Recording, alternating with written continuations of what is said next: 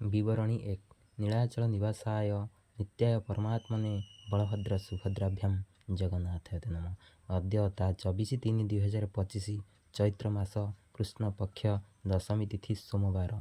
Him शीतल शीतକୁ ବିଦାୟ ଦେଇ ଧରାପୃଷ୍ଠକୁ ଅବତରଣ କରିଥିବା ବସନ୍ତର ପ୍ରାରମ୍ଭିକ ମୃଦୁମଳୟରେ ନିଜକୁ ସାମିଲ କରି ସୂଚନା ଅନୁକ୍ରମରେ ସମସ୍ତ ଶିକ୍ଷକ ଶିକ୍ଷୟିତ୍ରୀ ଓ ସାଧନକର୍ମୀମାନେ ନିର୍ଦ୍ଧାରିତ ସମୟରେ ଉପସ୍ଥିତ ହୋଇଥିଲେ ପଞ୍ଚଦିବसीୟ ମଣ୍ଡଳସ୍ତରୀୟ ବାଲବାଟିକା ପ୍ରଶିକ୍ଷଣ ଶିବିର ନାଉଗାଁହାଟ ଉଚ୍ଚ ବିଦ୍ୟାଳୟ ପରିସରରେ। ଅନନ୍ତ କୋଟି ବ୍ରହ୍ମାଣ୍ଡ ନାୟକ ସଂସାର ପାଳକ ଜଗତର ନାଥ ଜଗନ୍ନାଥଙ୍କ ପଦାରବିନ୍ଦରେ ସହସ୍ର କୋଟି ପ୍ରଣାମ ଜଣାଇ ମୁଁ ଅନିଲ କୁମାର ମଲ୍ଲିକ ଦଳ ନମ୍ବର 1 ପ୍ରଥମ ଦିନ ପ୍ରସ୍ତୁତ କାର୍ଯ୍ୟକ୍ରମର ବିବରଣୀ ପାଠ କରୁଛି। ବିବରଣୀ ମଧ୍ୟରେ ଥିବା ତ୍ରୁଟିକୁ ମାର୍ଜନା କରିବେ। ପାରମ୍ପରିକ ରୀତିନୀତି ଅନୁଯାୟୀ ତାଲିମ କାର୍ଯ୍ୟ ଆରମ୍ଭ କରିବା ପୂର୍ବରୁ ଜଗତର ନାଥ ଶ୍ରୀ ଜଗନ୍ନାଥଙ୍କ ଚରଣ କମଳରେ ପୁଷ୍ପମାଲ୍ୟ ଅର୍ପଣ କରିବା ସହିତ ପ୍ରଦୀପ ପ୍ରଜ୍ୱଳନ କରାଯାଇ ଏକ ସୁନ୍ଦର ଭବ୍ୟ ଶ୍ଲୋକ ସହିତ ଭାବମୟ ପରିବେଶ ସୃଷ୍ଟି ହୋଇଥିଲା। ନିର୍ଦ୍ଧାରିତ ପର୍ଯ୍ୟାୟ ଅନୁସାରେ ଆରମ୍ଭ ହୋଇଥିଲା ପ୍ରଥମ ଦିବସର ପ୍ରଥମ ଅଧିବେଶନର କାର୍ଯ୍ୟକ୍ରମ। ଉକ୍ତ କାର୍ଯ୍ୟକ୍ରମକୁ ଆଗେଇ ନେବା ପାଇଁ ଶିଶୁ ବାଟିକା ତାଲିମର ଆର୍ପି ମହୋଦୟମାନେ ହେଲେ ଶ୍ରୀଯୁକ୍ତ ଅକ୍ଷୟ କୁମାର ରାଉତ ସାର୍, ଶ୍ରୀଯୁକ୍ତ କାଶୀନାଥ ବେହେରା ସାର୍, ଶ୍ରୀମତୀ ସରୋଜିନୀ ମ୍ୟାଡ଼ାମ, ଶ୍ରୀଯୁକ୍ତ ଜ୍ୟୋତିରଞ୍ଜନ ସାହୁ ସାର୍। ପ୍ରଥମେ ଆର୍ପି ମହୋଦୟ ଶ୍ରୀଯୁକ୍ତ କାଶୀନାଥ ସାର୍ ସମସ୍ତ ଶିବିରାର୍ଥୀଙ୍କୁ ଏକ ହ୍ୱାଟ୍ସଆପ୍ ଗ୍ରୁପ ମାଧ୍ୟମରେ ଜଏନ୍ କରାଇ ଗୋଟିଏ ପ୍ରି ଟେଷ୍ଟ କାର୍ଯ୍ୟ ଦେଇଥିଲେ। ତାପରେ ଆର୍ପି ମହୋଦୟ ଶ୍ରୀଯୁକ୍ତ ଅକ୍ଷୟ ସାର୍ ସମସ୍ତ ଶିକ୍ଷକ ଶିକ୍ଷୟିତ୍ରୀମାନଙ୍କର ପରିଚୟ ପ୍ରଦାନ କାର୍ଯ୍ୟକ୍ରମ କରାଇଥିଲେ। ପରେ ଶିବିରରେ ଶିବିରାର୍ଥୀଙ୍କ ମଧ୍ୟରେ 5ଟି ଦଳ ଗଠନ କରାଯାଇଥିଲା ଏବଂ ଦଳ ମଧ୍ୟରେ 5 ଦିନରେ ହେବାକୁ ଥିବା କାର୍ଯ୍ୟସୂଚୀକୁ ବଣ୍ଟନ କରାଯାଇଥିଲା। ଏହି ପ୍ରସ୍ତୁତି ପ୍ରଶିକ୍ଷଣ କାର୍ଯ୍ୟକ୍ରମର ଲକ୍ଷ୍ୟ ଓ ଉଦ୍ଦେଶ୍ୟକୁ ଆର୍ପି ମହୋଦୟ ଅତି ସୁନ୍ଦର ଭାବରେ ବର୍ଣ୍ଣନା କରି ପ୍ରଥମ ଅଧିବେଶନକୁ ସମାପ୍ତ କରିଥିଲେ। ଏହାପରେ ଆର୍ପି ମହୋଦୟା ଶ୍ରୀମତୀ ସରୋଜିନୀ ମ୍ୟାଡ଼ାମ ଦ୍ୱିତୀୟ ଅଧିବେଶନକୁ ଆରମ୍ଭ କରିଥିଲେ।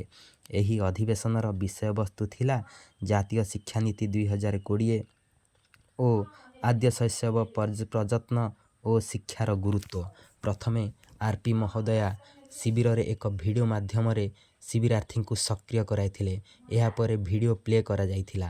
ଭିଡ଼ିଓଟି ହେଉଛି ସକାଳୁ ଉଠି ମୁଁ ଘଷିବି ଦାନ୍ତ, ଖାଇବା ଆଗରୁ ଧୋଇବି ହାତ। ଏହି ଭିଡ଼ିଓଟିକୁ ସମସ୍ତ ଅଂଶଗ୍ରହଣକାରୀ ଦେଖି ସାରିବା ପରେ ନିମ୍ନଲିଖିତ ପ୍ରଶ୍ନଗୁଡ଼ିକର ଉତ୍ତର ଖୋଲା ଆଲୋଚନା କରାଯାଇଥିଲା। ପ୍ରଶ୍ନ: ଭିଡ଼ିଓରେ ଆପଣମାନେ କ'ଣ ସବୁ ଦେଖିଲେ? ଭିଡ଼ିଓରେ ପିଲାମାନଙ୍କ ପାଇଁ କେଉଁ ସବୁ କାର୍ଯ୍ୟ ଥିଲା? ଏହାପରେ ଜାତୀୟ ଶିକ୍ଷାନୀତି 2020ରେ ନୂତନ ଶୈକ୍ଷିକ ଓ ପାଠ୍ୟକ୍ରମ ଢାଞ୍ଚାକୁ ଦେଖାଇ ତଥ୍ୟ ଫର୍ଦ୍ଦ 1 ମାଧ୍ୟମରେ ଖୋଲା ଆଲୋଚନା କରାଯାଇଥିଲା। ଏହି ନୀତିରେ ପରିକଳ୍ପନା କରାଯାଇଛି ଯେ ବିଦ୍ୟାଳୟ ଶିକ୍ଷାରେ ବର୍ତ୍ତମାନର 10+2 ଢାଞ୍ଚାକୁ ପରିବର୍ତ୍ତନ କରାଯାଇ 3ରୁ 18 ବର୍ଷ ମଧ୍ୟରେ ଏକ ନୂଆ 5+3+3+4 ପାଠ୍ୟକ୍ରମ ଢାଞ୍ଚା ଲାଗୁ କରାଯିବ। ନୂତନ ଶୈକ୍ଷିକ ପାଠ୍ୟକ୍ରମ ଢାଞ୍ଚାର 4ଟି ସ୍ତର: ପ୍ରାରମ୍ଭିକ ବା ମୌଳିକ ସ୍ତର, ପ୍ରାକ୍ ବିଦ୍ୟାଳୟ 1, ପ୍ରାକ୍ ବିଦ୍ୟାଳୟ 2, ବାଲ ବାଟିକା ପ୍ରଥମ ଓ ଦ୍ୱିତୀୟ। ପ୍ରସ୍ତୁତି ସ୍ତର: ଶ୍ରେଣୀ 3ରୁ 5ମ। ମଧ୍ୟସ୍ତର: ଶ୍ରେଣୀ 6ରୁ 8ମ। ମାଧ୍ୟମିକ ସ୍ତର: 9ମରୁ ଦ୍ୱାଦଶ। ଏହାପରେ ପ୍ରଶ୍ନ ଆସିଥିଲା, ଜାତୀୟ ଶିକ୍ଷାନୀତି 2020 ପୂର୍ବରୁ ଶୈକ୍ଷିକ ଢାଞ୍ଚା କିପରି ଥିଲା? ଉତ୍ତର: 10+2+3। ଜାତୀୟ ଶିକ୍ଷାନୀତି 2020 ଅନୁଯାୟୀ ଶୈକ୍ଷିକ ଢାଞ୍ଚାର ସ୍ୱରୂପ କ'ଣ? ଉତ୍ତର: 5+3+3+4। ବାଲ ବାଟିକା କେଉଁ ପର୍ଯ୍ୟାୟ ସହ ସମ୍ପର୍କିତ? ଉତ୍ତର: ମୌଳିକ ପର୍ଯ୍ୟାୟ। ତାପରେ ଥିଲା ଏନ୍ଇପି 2020ରେ 4ଟି ଭାଗ ରହିଛି। ପ୍ରଥମ ବିଦ୍ୟାଳୟ ଶିକ୍ଷା, ଦ୍ୱିତୀୟ ଉଚ୍ଚଶିକ୍ଷା, ତୃତୀୟ ଅନ୍ୟାନ୍ୟ ପ୍ରମୁଖ କ୍ଷେତ୍ରଗୁଡ଼ିକ, ଚତୁର୍ଥ ଏହାକୁ ସମ୍ଭବ କରିବା। ଭାଗ 1ରେ ବିଦ୍ୟାଳୟ ଶିକ୍ଷାରେ 8ଟି ଅଧ୍ୟାୟ ରହିଛି।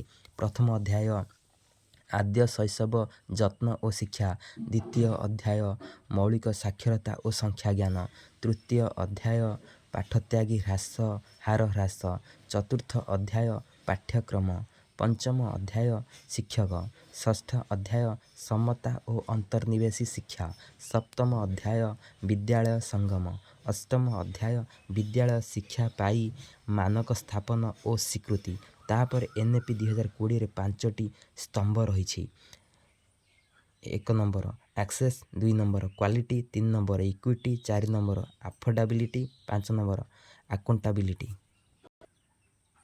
ତାପରେ ଆର୍.ପି. ମହୋଦୟା ଇସିସିର ଉଦ୍ଦେଶ୍ୟ କ'ଣ ଥିଲା ଆଲୋଚନା କରିଥିଲେ। ଶିଶୁର ପୂର୍ଣ୍ଣ ସାମର୍ଥ୍ୟରେ ବିକାଶ କରି ପିଲାର ସର୍ବାଙ୍ଗୀନ ବିକାଶ ପାଇଁ ମୂଳଦୁଆ ପକାଇବା, 3 ରୁ 6 ବର୍ଷ ବୟସର ଅଙ୍ଗନୱାଡ଼ି ପିଲାଙ୍କୁ ମୌଳିକ ଶିକ୍ଷା ପ୍ରଦାନ କରିବା ଓ ସେମାନଙ୍କୁ ପ୍ରଥମ ଶ୍ରେଣୀରୁ ଆନୁଷ୍ଠାନିକ ଶିକ୍ଷା ପାଇଁ ପ୍ରସ୍ତୁତ କରିବା।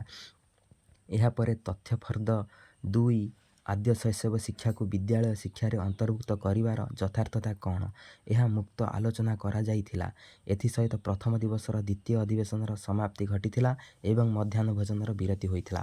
ମଧ୍ୟାହ୍ନ ଭୋଜନର ବିରତି ପରେ ଆରମ୍ଭ ହୋଇଥିଲା ପ୍ରଥମ ଦିନର ତୃତୀୟ ଅଧିବେଶନ। ଆର୍.ପି. ମହୋଦୟ ଶ୍ରୀଯୁକ୍ତ ଜ୍ୟୋତିରଞ୍ଜନ ସାର୍ ନିଜ ପ୍ରଶିକ୍ଷଣ ପେଟିକାକୁ ସାଙ୍ଗରେ ନେଇ ଅଧିବେଶନକୁ ଆଗେଇ ନେଇଥିଲେ।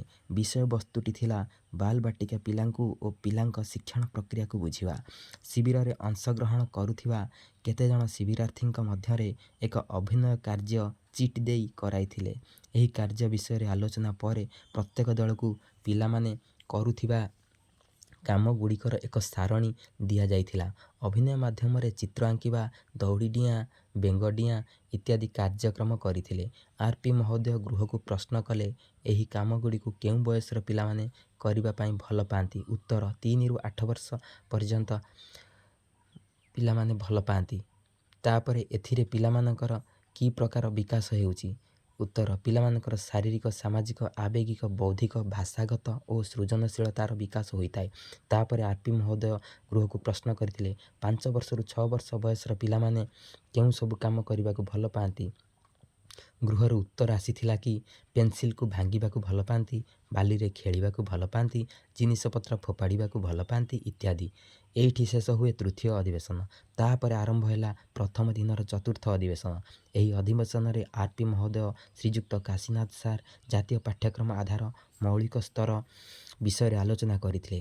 ଜାତୀୟ ଶିକ୍ଷାନୀତି 2022 ସୁପାରିଶ ଅନୁଯାୟୀ ଏନ୍.ସି.ଏଫ୍.ଏସ୍ ପ୍ରସ୍ତୁତ କରାଯାଇଛି।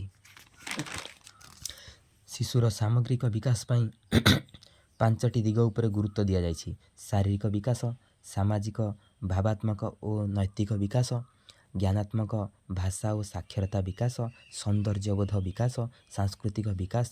ଏନ୍.ସି.ଏଫ୍.ଏସ୍.ର ପଞ୍ଚକୋଷ ଓ ଏହାଦ୍ୱାରା ହେଉଥିବା ବିକାଶ, ଅନ୍ନମୟ କୋଷ, ପ୍ରାଣମୟ କୋଷ, ମନୋମୟ କୋଷ, ବିଜ୍ଞାନମୟ କୋଷ, ଆନନ୍ଦମୟ କୋଷ। ତାପରେ ଆର୍.ପି. ମହୋଦୟ ଗୃହକୁ ଏକ ପରିସ୍ଥିତି ଫର୍ଦ୍ଦ ଦେଇ ପଢ଼ିବାକୁ କହିଲେ ଏବଂ ସମସ୍ତେ ପଢ଼ିଥିଲେ।